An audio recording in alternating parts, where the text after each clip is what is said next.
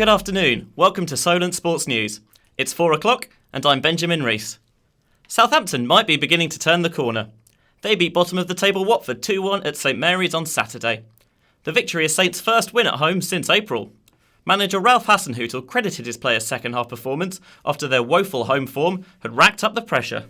We had no successful moment for such a long time here, and this is in the mind, and everything what we tried to do in the first half, but what you couldn't see it, and in the second half suddenly it was there and suddenly they were more brave. Bournemouth's barren spell continues. The Cherries have lost their last 3 Premier League games, including a 2-0 defeat to Spurs at the weekend. They return to London tomorrow evening to take on Crystal Palace. Manager Eddie Howe has seen pleasing aspects in their performances, but admits that needs to be mirrored in their results. Don't think there's a lot wrong with the team. I think we're in pretty good shape, but I think we have to be more consistent throughout the games. Even within those games, there's been slight inconsistencies that have ended up costing us the games. So we need to put a complete performance together starting tomorrow. Earlier today, I spoke to Jordan Clark from BBC Radio Solent, and he quelled the rumours linking Bournemouth boss Eddie Howe to the vacant Arsenal job. It's difficult to see that one, really. I know with the bookmakers he's a long way down the list. If you'd have asked me a couple of weeks ago, then I probably would have said, yeah, potentially he'd be a good fit for Arsenal. But it seems like they are edging towards perhaps Allegri or maybe even Brendan Rodgers as well. And yeah, it's gone quiet on the Eddie Howe front, really. It seems like he is being lined up more, talked about more for the likes of Everton and possibly even West Ham, should anything change there. Meanwhile, the caretaker Arsenal manager is off to a shaky start. After Unai Emery was sacked in midweek, former gunner Freddie Ljungberg was placed in temporary charge. The change in manager has not yet caused a change in results, as they drew 2-2 at Norwich. Despite the outcome, Ljungberg still believes his side can finish in the top 4 this season. 100%. Like you see, people, they drop points here and there, and we drop points, and Spurs and them drop points. Like, it's a bit of a crazy league at the moment, so of course I hope and think that Arsenal can go back to the top 4. England have discovered their opponents for next year's European Championships. They will face Croatia, who defeated the Three Lions in the World Cup semi-final, as well as qualifying group opponents Czech Republic. The final spot will be taken by a playoff winner, and could be a mouth-watering match against old rivals Scotland.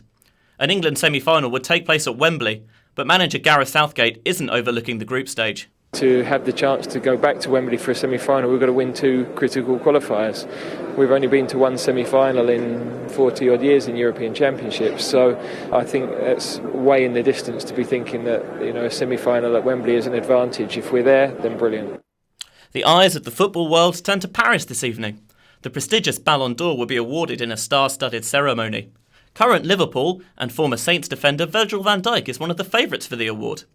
He would be the first defender in 13 years to take home the prize. England internationals Lucy Bronze and Ellen White are both in the running for the women's trophy.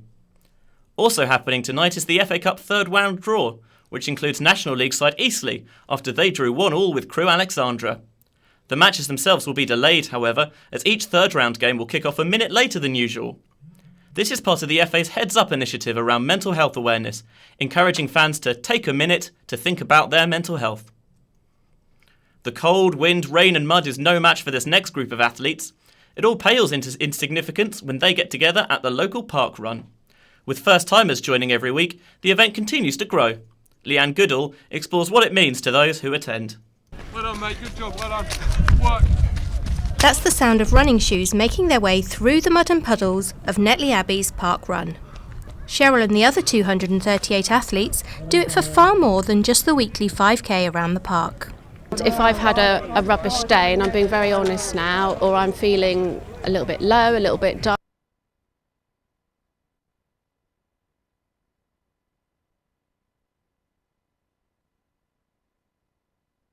Well done, mate. Good job. Well done. Work. That's the sound of running shoes making their way through the mud and puddles of Netley Abbey's park run. Cheryl and the other 238 athletes do it for far more than just the weekly 5k around the park. If I've had a rubbish day, and I'm being very honest now, or I'm feeling a little bit low, a little bit dark, you go out for a run and it clears your head, and you go and you run with other people who might have similar issues that you have, so you talk about it. Eddie is one of the core team members that helps to organise the event at Royal Victoria Country Park. To get everyone listening, we brought a speaker got a phone and I'll put music on it and I sort of cheer people on, give them a bit of encouragement, which they do like actually. Those attending are encouraged to volunteer alongside running in order to support the event. Hi, I'm Paula Bolch. I try and volunteer every week I run now. I'm here because there's always a lot of jobs that you can do outside of the running around. Paula explains why she began attending Park Run. Firstly, it just was somewhere sort of to come sort of socially. I've got a lot fitter, got slimmer, thankfully. That's nice. But no, it's just lovely. And I think just, well, mental health as well, I think, just mental well-being. The community spirit is vital for some, especially in the lead up to Christmas. I think that's a big thing. And actually last year was the first time I ever did actually on Christmas Day, and that was probably one of the most exciting feelings again. Christmas music, everyone really happy, and on New Year's Day they do too. The nature of Park Run means that it does look quite different to the average weekend running event. My name is Pauline Nicholson. I'm on the volunteer rota today as the run director. There's a lot of people running quite fast, but there's other people here for other reasons. We have people who walk. Of course, we have a lot of people pushing buggies. Sometimes they're full buggies, double buggies with 2 children in them. And of course, we have people running with dogs. It's the highlight of the week for me. As a nation, we are becoming increasingly aware of our mental health and the role of fitness within that. As we approach the festive season in particular, it seems that Park Run provides good support, a community, and something special to look forward to every week. Lewis Hamilton has ended the Formula One season on a high. The Brit cruised to victory in the finale in Abu Dhabi. Having qualified in pole position, the Mercedes driver raced to his 11th win of the year. Hamilton had already sealed the annual Drivers' Championship. The result leaves him only 7 race wins behind Michael Schumacher's record. England face a tough task to win the second test.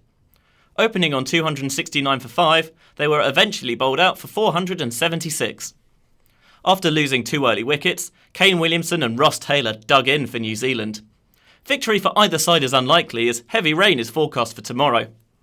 Captain Joe Root hit a double century, which he credited to a positive attitude at the crease. It was nice, yeah. I felt pretty good all the way through it, to be honest. I felt like I was busy throughout my innings, got my feet going, felt more like my old self, and had a bit between my teeth once I got in today and wanted to make it a real big one and give us an opportunity to try and win this game.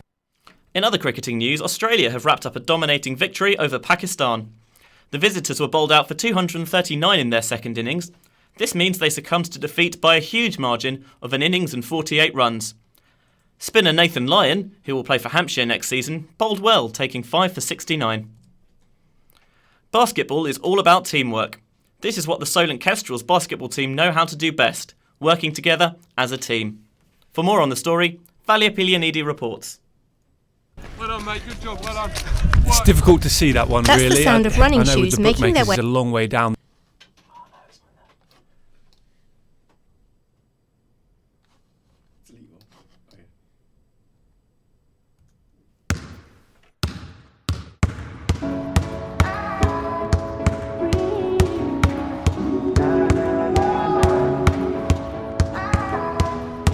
When it comes to team sports, it usually takes more than one person to win. In this particular case, 12 very talented girls. The Kestrels women basketball team is something more than a bunch of girls who just love basketball. They have become a family. Yeah, I think every basketball team I've been into is just a family, for different reasons. You've got friends and coaches that help you out, so it has to feel like a family. The Kestrels have managed to win 75% of their games this season, winning 6 out of 8 on their way to the championship. This result came through hard teamwork and a great team atmosphere inside and outside the court. So I definitely feel like it. One reason is because there's many internationals in the team, so it's a really good connection for us, I guess. And I guess they are like similar to me, like missing home sometimes, and so I'm really close to some of them, and it helps a lot. The international players this team has have definitely brought something new and fresh in this team. The squad has international players from Italy, Spain, the US, Hungary and the Czech Republic. The great thing about having so many international players is it gives us it gives our game an international flavour. been, man, you don't know where I come from. You don't know what I've been through. Realize I don't say shit about all the bread that I see. It's not always easy to stay united through the season, especially when you're away from home. There will be moments when the team is struggling. The point is to stay united and keep up the hard work. For Solent Sports News, Valia Pilaniti. Judd Trump is still alive in the chase for snooker's Triple Crown. He comfortably dispatched Mei Ji-won 6 frames to 1 in their UK Championship second round match. He won the Masters in January, followed by his first World Championship in May. The Brit's third round contest against Nigel Bond is currently in progress. Anthony Joshua is in final preparations for his fight this weekend. He faces Andy Ruiz Jr. in a rematch for the IBF, WBA and WBO titles. Their bout takes place in Saudi Arabia on Saturday. Ruiz defeated Joshua in a shock upset in their first meeting, and former world champion Johnny Nelson believes the Brit would have learned from that encounter. I believe mentally strong enough to understand what he did wrong. Now he understands the responsibility of being a champion. When you're a champion, you've got to go in there and be able to take on all comers. So the responsibility of a champion is you're going to deal with anybody at any given notice. That's what champion's responsibility is. You may think sport-specific training is the best way forward. However, Arsenal's Matteo Guendouzi recently spoke about how karate has helped him become a more combative footballer. But why do regular members of the public choose to get involved with a martial art? We marshalled our reporter Doug Webber to conduct some research. Arriving here at the Sports Academy in a chilly Andover, there are plenty playing five-a-side football. But I'm not here to speak to footballers. I'm here for a very different activity.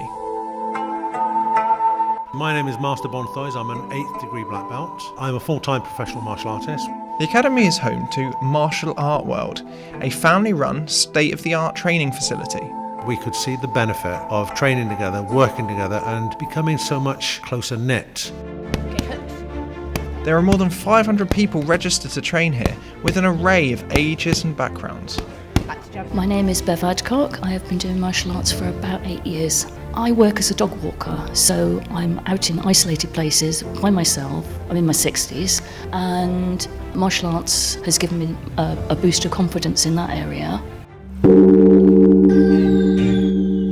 Martial Art World started as a performance and competition school, but now their focus is all about whole family involvement. As a family, they just love spending quality time together. We're in an age now where everybody is time short and the time with their children is somewhat limited. So this is an opportunity to all get their kit on, spend some time together and just really enjoy the experience and create some memories. What do you love about being here at Martial Arts World? Mainly the people, because I like family. It's really welcoming. You're instantly part of the Martial Art World family. All the nice instructors here, they're very welcoming, and the good fitness side. The training and the training team, but they do take the mickey out of me. Is it because of the giggling? Yeah, I think so. It's all about coming and immersing yourself and come and have some fun. You know, it's a really pleasurable experience. The people of Martial Art World are having a positive impact on the surrounding area as well as their own lives. Doug Webber, Solent Sports News, Andover. That's all from us for now. Remember, you can keep up to date on our website, solentjournalism.co.uk. Make sure to turn into our Solent Sports News YouTube channel for our 4:30 bulletin. Thank you very much for listening. I've been Benjamin Rees. Have a wonderful evening.